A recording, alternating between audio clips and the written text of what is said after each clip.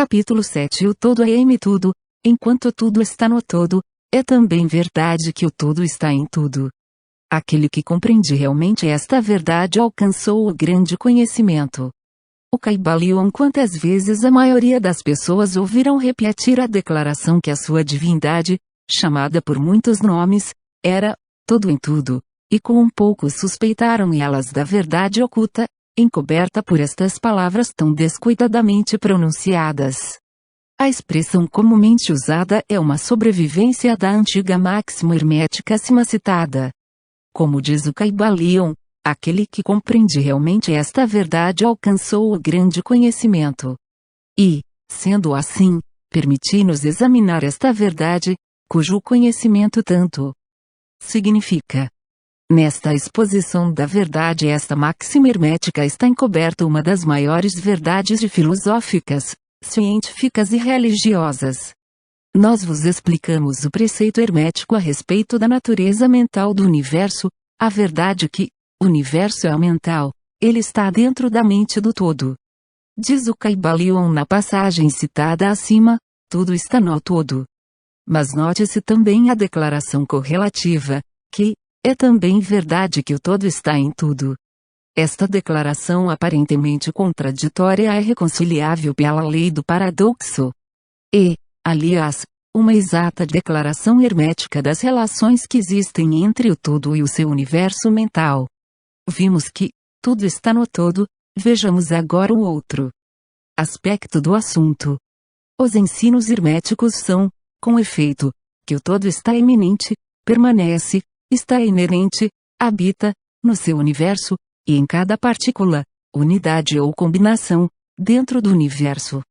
Esta expressão é geralmente ilustrada pelos instrutores com uma referência ao princípio de correspondência. O instrutor ensina ao discípulo a formar uma imagem mental de uma coisa, uma pessoa ou uma ideia, porque todas as coisas têm uma forma mental, dando como exemplo o ator dramático que forma uma ideia dos seus caracteres, ou um pintor ou escultor que forma uma imagem de um ideal que ele procura exprimir pela sua arte. Neste caso, o estudante deve compreender que, enquanto a imagem tem a sua existência e ser somente em sua própria mente, ao mesmo tempo ele, o estudante, autor, dramaturgo, pintor ou escultor, está em certo sentido imanente, e permanece, habita, na imagem mental. Em outras palavras, toda virtude, vida, espírito e realidade da imagem mental é derivada da mente imanente do pensador. Considerai isto por um momento e logo compreendereis a ideia. Para tomarmos um exemplo moderno, diremos que Otelo, Lago, Hamlet, Lear, Ricardo III, existiram somente na mente de Shakespeare, no tempo da sua concepção ou criação. E ainda, Shakespeare também existiu em cada um destes caracteres, dando-lhes a sua vitalidade, espírito e ação. Qual é o espírito superior a dos caracteres que conhecemos como Micawber, Oliver Twist, Uriep, será Dickens, ou cada um destes caracteres terá um espírito pessoal, independente do seu criador? Tem a Vênus de Medici, a Madonna Sixtina, o Apolo de Belvedere, espírito e realidade de si próprios, ou representam eles o poder espiritual e mental dos seus criadores? A lei de paradoxo demonstra que as duas proposições são verdadeiras, consideradas no seu próprio ponto de vista. Micawber é Micawber e é também Dickens. E, demais, enquanto que Micawber pode ser dito Dickens, o mesmo Dickens não é idêntico a Micawber. O homem, como Micawber, pode exclamar, o espírito do meu Criador está inerente em mim e, apesar disso, eu não sou ele. Quão diferente esta da horrível mela rouba como herdade tão estrondosamente anunciada por alguns dos falsos sábios, que enchem a atmosfera dos seus gritos, eu sou Deus. Imaginai o pobre diabo de Micawber ou de Uriep, gritando, eu sou Dickens, ou algum dos humildes bobos das peças de Shakespeare, anunciando com grande eloquência, eu sou Shakespeare. O todo está até na minhoca. Contudo, a minhoca está longe de ser o todo. E até, é de admirar que, Conquanto a minhoca só exista como uma coisa humilde, criada e tendo a sua existência na mente do todo, ele, o todo, esteja imanente na minhoca e nas partículas que a formam. Haverá talvez um mistério maior que o de tudo no todo, e o todo em tudo. O estudante perceberá no correr da obra que os exemplos dados acima são necessariamente imperfeitos e inadequados, porque representam a criação de imagens mentais na mente finita, ao passo que o universo é criação da mente infinita e a diferença entre os dois polos as separa. E assim é simplesmente uma questão de grau, porque em ambas o mesmo princípio está em operação, o princípio de correspondência manifesta-se nelas. O que está em cima é como o que está embaixo, e o que está embaixo é como o que está em cima. E, no grau em que o homem realiza a existência do espírito que está imanente no seu ser, ele subirá na escada espiritual da vida. Eis o que significa desenvolvimento espiritual, o reconhecimento, a realização e manifestação do espírito dentro de nós. Procurai não esquecer-vos desta última definição, a do desenvolvimento. Ela contém a verdade da verdadeira religião. Existem muitos planos de existência, muitos subplanos de vida, muitos graus de existência no universo. E tudo depende do avançamento dos entes na escada, cuja ponta mais inferior é a mais grosseira matéria, e a mais superior sendo separada somente pela mais pequena divisão do espírito do todo. Nesta escada da vida, tudo se move em cima e embaixo. Todos estão no caminho, cujo fim é o todo. Todo progresso é uma volta à morada própria. Tudo está em cima e embaixo, apesar de todas as aparências contraditórias. Tal é a mensagem do iluminado. Os preceitos herméticos referentes ao processo da criação mental do universo são que, no começo do ciclo de criação, o todo, em seu aspecto de existência, projeta sua vontade sobre o seu aspecto de estado, e o processo de criação começa. Dizem que o processo consiste no abaixamento da vibração até que é alcançado um grau bem inferior de energia vibratória, no qual ao ponto é manifestada a forma mais grosseira possível da matéria. Este processo é chamado o estado de involução, em que o todo está evoluído, ou envolvido dentro da sua criação. Este processo é considerado pelos hermetistas como tendo correspondência com o processo mental de um artista, escritor ou inventor, que também fica envolvido na sua criação mental como quase esquecendo a sua própria existência e que, por algum tempo, quase vive na sua criação. Se em vez de envolvido usarmos a palavra êxtase, talvez possamos dar uma pequena ideia do que queremos dizer. Este estado involutivo da criação é muitas vezes chamado a efusão da energia divina, como o estado evolutivo é chamado infusão. O polo extremo do processo de criação é considerado como sendo o mais afastado movido pelo todo, enquanto que o princípio do estado evolutivo é considerado como o princípio da volta do pêndulo do ritmo, sendo expressa em todos os ensinos herméticos uma ideia de volta à casa. Os preceitos são que durante a ilusão, as vibrações tornam-se cada vez mais inferiores até que finalmente a restringência cessa, e as vibrações de volta começam. Mas há uma diferença, ao passo que na ilusão as forças criadoras manifestam-se compactamente como um todo, no começo do estado evolutivo ou de infusão, é manifestada a lei de individualização, que é a tendência a separar em unidas de força, até que finalmente aquilo que se separou do todo como energia não individualizada volte à sua fonte como unidade de vida altamente desenvolvida, tendo subido de mais a mais na escada por meio da evolução física, mental e espiritual.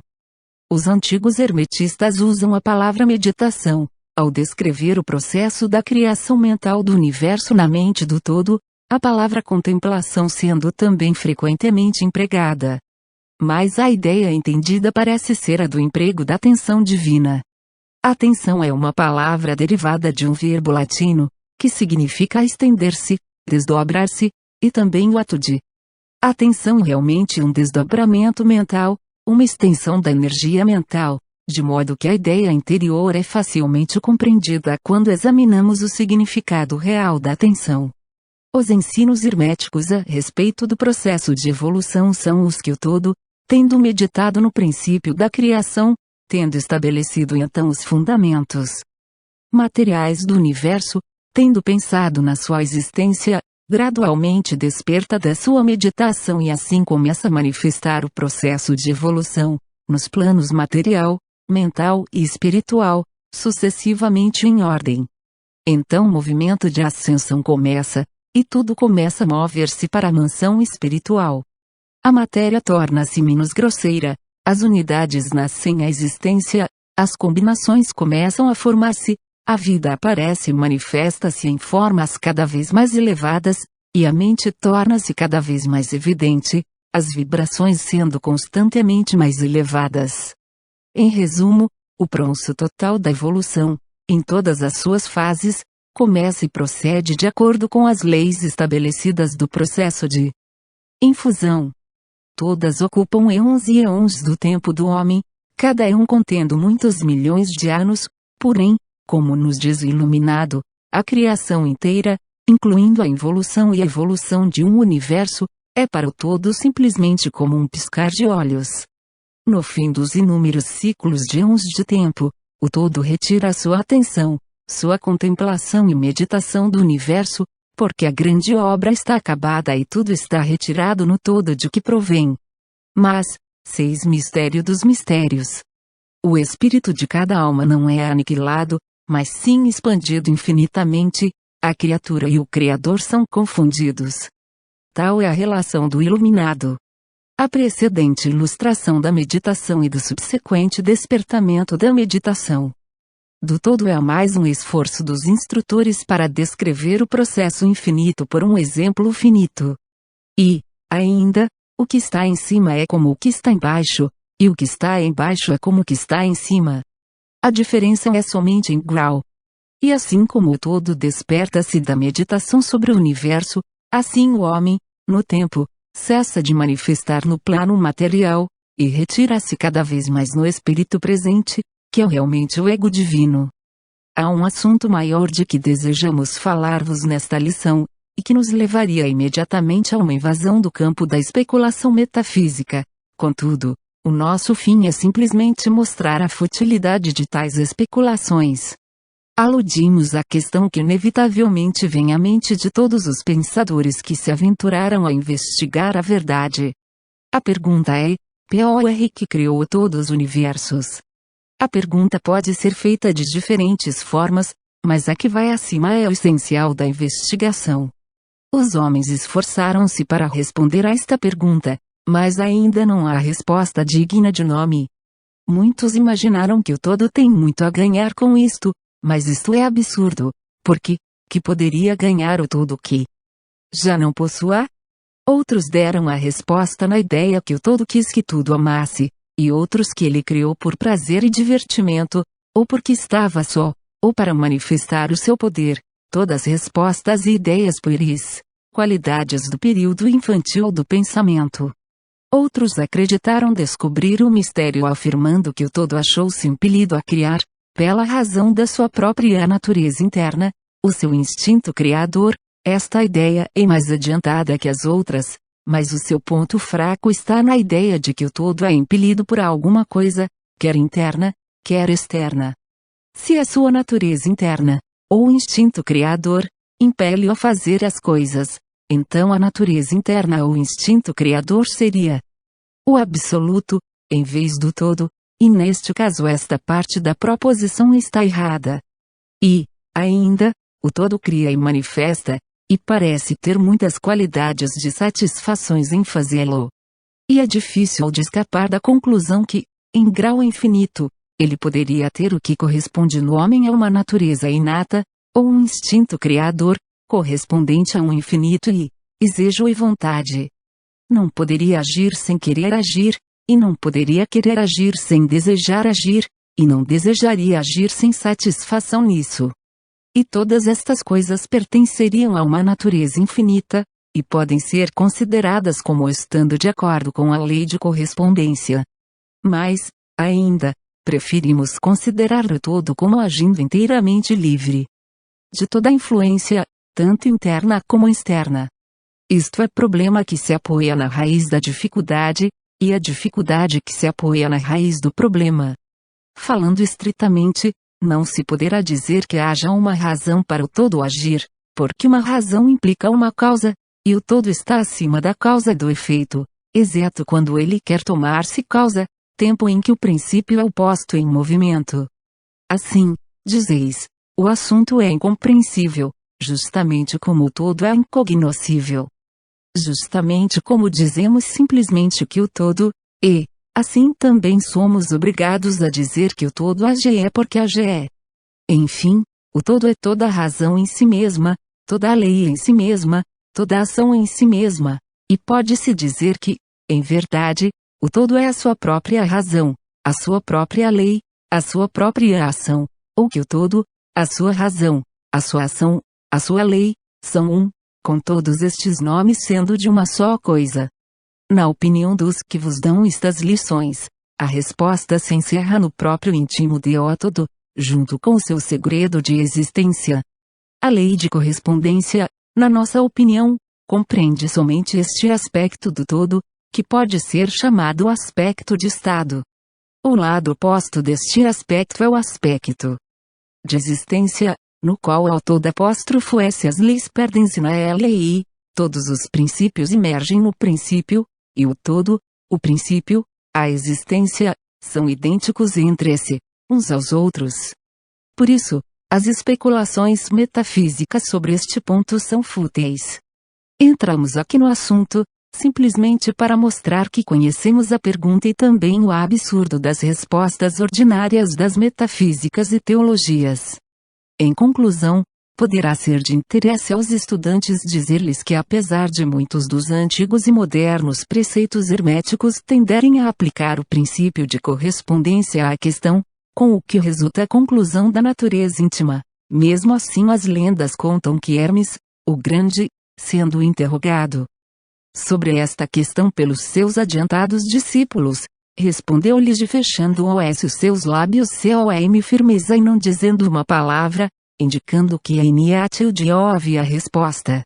Mas, então, ele podia ter entendido de aplicar o axioma da sua filosofia, que diz, os lábios da sabedoria estão fechados, exceto aos ouvidos do entendimento, significando que ainda os seus discípulos adiantados não possuíam o entendimento que os habilitava ao preceito.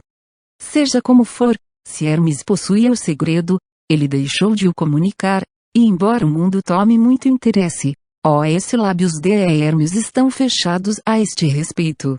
E quando o grande Hermes hesitou em falar, qual mortal poderá atrever-se a ensinar? Porém, deveis lembrar que ainda que seja aquela a resposta deste problema, se porventura há uma resposta, permanece a verdade que, enquanto tudo está no todo, é também verdade que o todo está em tudo. O preceito é enfático. Podemos acrescentar-lhe as palavras conclusivas de citação: aquele que compreende realmente esta verdade alcançou o grande conhecimento.